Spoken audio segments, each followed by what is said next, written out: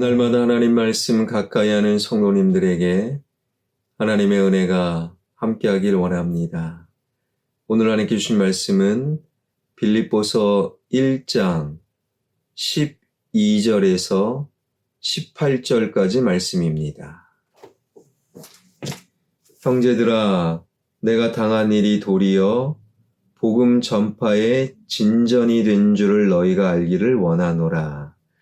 이러므로 나의 매임이 그리스도 안에서 모든 시위대 안과 그 밖의 모든 사람에게 나타났으니 형제 중 다수가 나의 매임으로 말미암아 주 안에서 신뢰함으로 겁없이 하나님의 말씀을 더욱 담대히 전하게 되었느니라.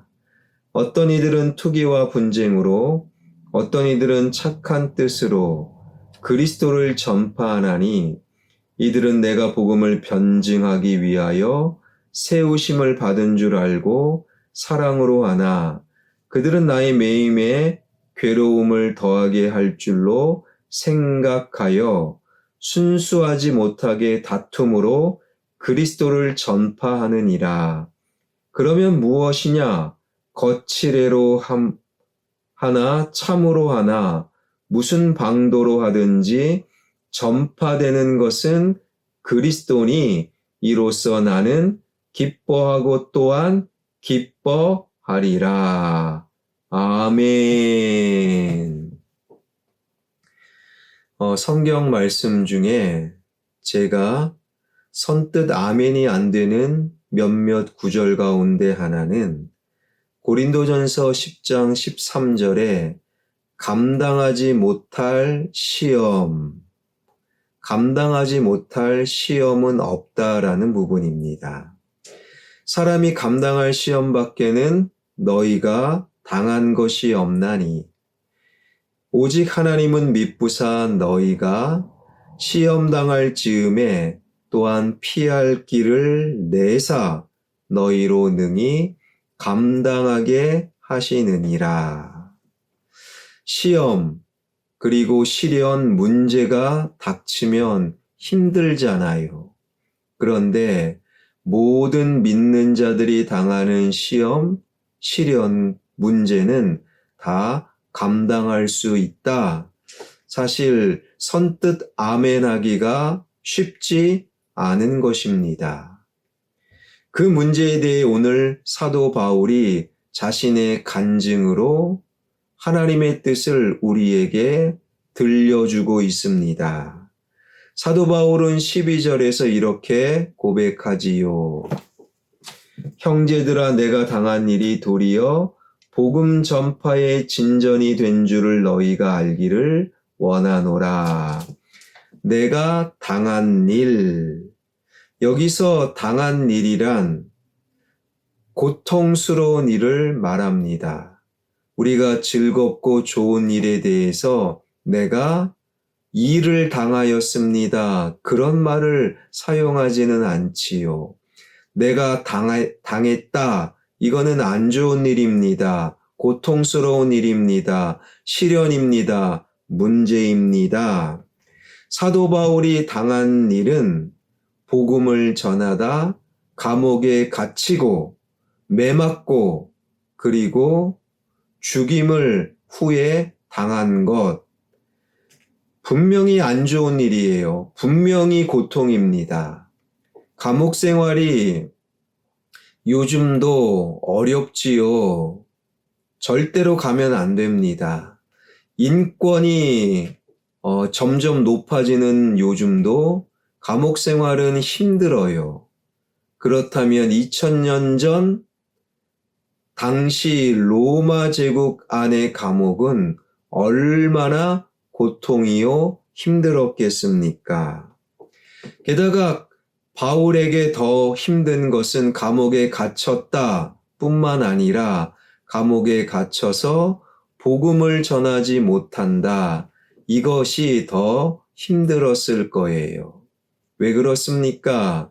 바울은요, 복음 전파를 위해 내가 가진 모든 것을 배설물로 여긴 삶을 살았기 때문입니다. 복음 전파하지 못한다 더 힘들었을 겁니다. 게다가 교회 동역자 중 바울을 시기하던 자가 이것이 기회다. 바울을 더 모함하고 바울의 권위를 빼앗아 가려는 사람들 얼마나 배신감을 느꼈겠습니까? 그런데 바울은 정말 놀라운 고백을 하는 거예요.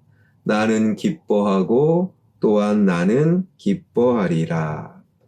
시험이 왔으나 기뻐한다. 여러분, 기뻐하면 이기는 것 아니겠습니까? 바울은 그러한 대단한 시련을 이겼다라고 고백하고 있는 거예요. 사도 바울은 어떻게 이런 시험들을 이길 수 있었을까요? 어제 살핀 대로 바울은 예수님 안에 있었다. 오늘 본문에서도 2번이나 그리스도 안에서라고 쓰고 있어요. 예수님 때문에 이겼다라는 거예요.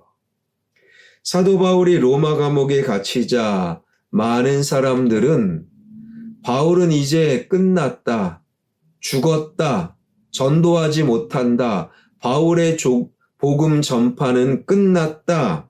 그런데 바울은요, 도리어라고 말하고 있는 거예요. 12절입니다. 형제들아, 내가 당한 일이 도리어 복음 전파에 진전이 된 줄을 너희가 알기를 원하노라. 감옥에 갇혔어요. 그러나 도리어 이것이 복음 전파에 진전이 있었다. 사도 바울의 간증은 이러합니다. 시위대라는 이 표현은요, 황제를 호위하는, 감옥에 갇힌 죄수들을 감시하는, 로마 도성을 경계하는 특수부대입니다. 황제를 지키고 감옥을 지키고 로마 도성을 지키는 특수부대. 바울이 아무리 열심히 전도를 해도 이런 시위대 병사들에게, 시위대 사람들에게 복음을 전할 수는 없었을 거예요. 그러나 바울이 시위대에 갇힌 이후 시위대 사람들에게, 시위대를 출입하는 자들에게 복음을 전할 수 있었습니다. 이어지는 말씀 13절입니다. 이러므로 나의 매임이 그리스도 안에서 모든 시위대 안과 그 밖에 모든 사람에게 나타났으니, 감옥에 갇히니 도저히 복음을 전할 수 없었던 시위대 안에 있는 사람들에게 복음을 전할 수 있었던 거예요. 시위대 병사뿐이 아닙니다. 바울을 신문하는 검사, 재판관들, 시위대 감옥에 들어왔다 나갔다 하는 많은 죄수들, 시위대 감옥에 꽤 많은 죄수들은 정치범이었을 겁니다. 요셉이 술 맡은 관원쟁이의 꿈을, 하나님을 전했던 바로 그 시위대, 그들에게 전도했다라는 거예요. 바울이 전에는 돌아다니면서 전도했는데 지금은 앉아서 전도를 한 거예요. 그 결과 로마 지도층의 꽤 많은 사람이 바울에게 전도를 받아 복음을 알고 예수님을 믿게 된 것입니다. 바울 이후 기독교 박해사를 살펴보면 로마의 여러 황제들이 기독교를 박해했어요. 극심한 박해입니다. 그런데 갑자기 기독교를 박해하던 로마 제국이 갑자기 기독교 국가가 되어버립니다. 당시 기독교인이 7% 정도밖에 되지 않았던 제국이 어찌 갑자기 박해하다가 기독교 국가가 되었는가?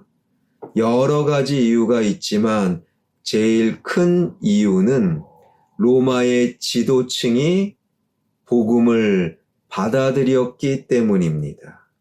로마의 권력층들이 예수님을 믿었기 때문이라는 거예요. 이것이 바로 바울이 로마의 감옥에 갇혔으나 도리어 복음 전파의 진전이 되었다. 12절 말씀의 구체적인 간증이 되었던 거예요. 빌립보서 4장 22절에서 바울은 빌립보 교인들에게 로마 교인들의 인사를 전합니다. 모든 성도들, 즉 로마 교회 교인들이 너희에게, 즉 빌립보 교회 교인들에게 문안하되 특별히 가이사의 집사람 중 몇이니라. 가이사의 집사람 중 몇, 가이사는 황제입니다. 로마 황제. 가이사의 집사람 중 몇이라는 말은 황제의 친척들, 로마 황궁에 있던 고관 대작들, 황제의 자녀들, 그리고 황제가 예수님을 믿게 되었다라는 거예요. 이 말씀에 의지하여 저는 그러한 기도합니다. 화평의 자녀들이 대통령이 되고, 화평의 자녀들이 정치, 고위 관료가 되고, 교수가 되고, 의사가 되고, 사회의 지도층, 권력층이 되고, 그것도 중요하지만 믿는 대통령, 아니 그냥 기독교인, 그냥 종교가 기독교인 대통령이 아니라 진짜 예수님을 믿는 대통령, 국회의원들, 유력자들, 권력자들, 믿는 사회 지도층이 되는 것. 바로 바울이 로마 감옥에 갇힘으로 말미암아 많은 로마의 권력자들이, 지도자들이 예수님을 믿을 수 있었던 거예요. 그래서 로마의 감옥에 갇혔지만 도리어 복음 전파의 진전이 되었다. 그래서 역사적으로 기독교를 박해하던 로마 제국이 기독교 국가가 되어버렸다. 그래서 감옥 안에 있어도 나는 기뻐하고 기뻐하리라.